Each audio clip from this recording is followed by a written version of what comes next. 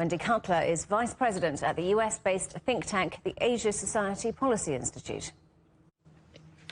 Well, my understanding is this is the first supply chain conference that China is holding, and I think it just underscores the importance and concern that China has with respect to supply chains shifting out of China, going elsewhere in Asia and around the world. And through the conference, I think China wants to show the world again, or try and remind the world, that it has enormous benefits when it comes to supply chain centrality. And how much of this is a message that China wants to encourage foreign investment and foreign trade? I think it's absolutely a message to foreign companies that China's open for business, to remind foreign companies that China still is the manufacturing hub of the world, and to try and convince these companies that China is opening its market and improving the business environment. It's going to be a heavy lift because there are a lot of concerns in boardrooms, particularly in the United States and Europe, that that companies need to diversify and not to be over-reliant on China for not only the Chinese market, but also for inputs for their supply chain.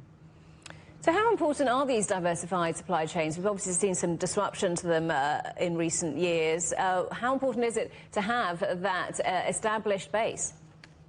Well, I think the importance of diversification has just come to the forefront.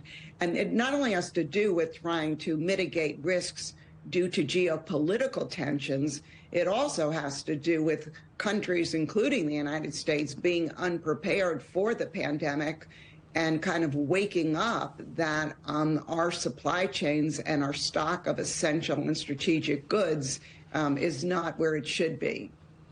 I wonder, though, with economic growth slowing, will there be a bit of a rethink of the idea of global supply chains, with companies and countries perhaps looking to within themselves as they try to cut costs?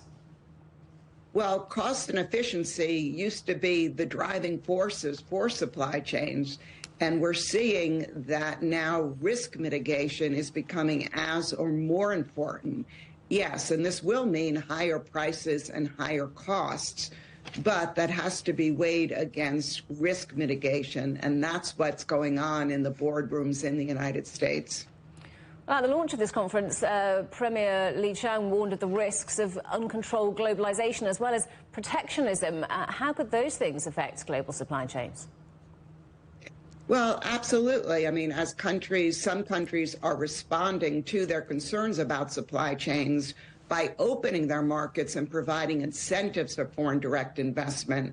But others, and we particularly saw this during COVID, borders were closed and countries were keeping those medical supplies within their own countries. So I think these trends are going to continue, and maybe the path forward is to have more international and regional discussions on the importance of securing resiliency in supply chains.